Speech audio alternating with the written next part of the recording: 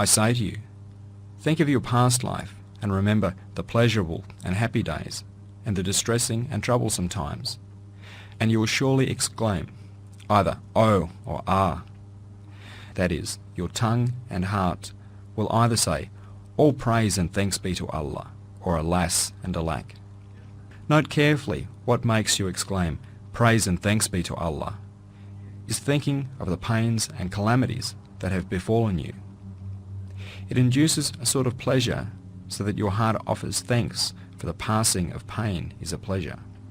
With the passing of pains and calamities, a legacy of pleasure is left in the spirit, which on being aroused by thinking, pours forth from the spirit with thanks. What makes you exclaim, "Alas and alack," are the pleasurable and happy times you have experienced in former times, which with their passing leave a legacy in your spirit of constant pain. Whenever you think of them, the pain is again stimulated, causing regret and sorrow to pour forth. Since one day's illicit pleasure sometimes causes a year's suffering in the spirit, and with the pain of a fleeting day's illness are many days' pleasure and recompense in addition to the pleasure at being relieved at its passing and saved from it. Think of the result of this temporary illness with which you are now afflicted, and the merits of its interface. Say, "All is from Allah, this too will pass," and offer thanks instead of complaining. The sixth remedy. Footnote number 6. This flash occurred to me in a natural manner, and 2 remedies have been included in the sixth remedy. We have left it thus in order not to spoil the naturalness. Indeed, we did not change it thinking there may be some mystery contained in it.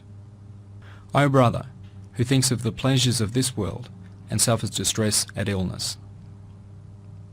If this world was everlasting, and if on our way there was no death, and if the winds of separation and decease did not blow, and if there were no winters of the spirit in the calamitous and stormy future, I would have pitied you together with you.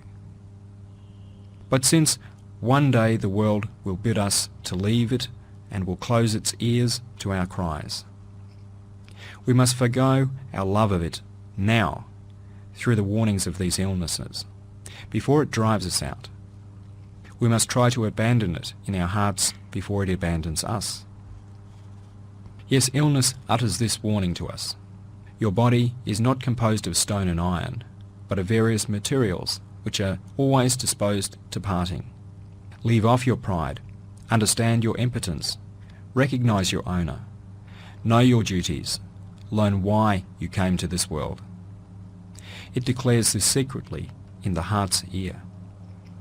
Moreover, since the pleasures and enjoyment of this world do not continue, and particularly if they are illicit, they are both fleeting and full of pain and sinful. Do not weep on the pretext of illness because you have lost those pleasures. On the contrary, think of the aspects of worship and reward in the hereafter to be found in illness, and try to receive pleasure from those. The seventh remedy. O sick person who has lost the pleasures of health, your illness does not spoil the pleasure of divine bounties. On the contrary, it causes them to be experienced and increases them. For if something is continuous, it loses its effect. The people of reality even say that things are known through their opposites. For example, if there was no darkness, light would not be known and contain no pleasure. If there was no cold, heat could not be comprehended. If there was no hunger, food would afford no pleasure. If there was no thirst of the stomach, there would be no pleasure in drinking water. If there was no sickness, no pleasure would be had from good health. The all-wise Creator, decking out man with truly numerous members and faculties, to the extent that he may experience and recognize the innumerable varieties of bounties in the universe, shows that he wants to make man aware of every sort of his bounty and to acquaint him with them, and to impel man to offer constant thanks. Since this is so, he will give illness, sickness, and suffering, the same as he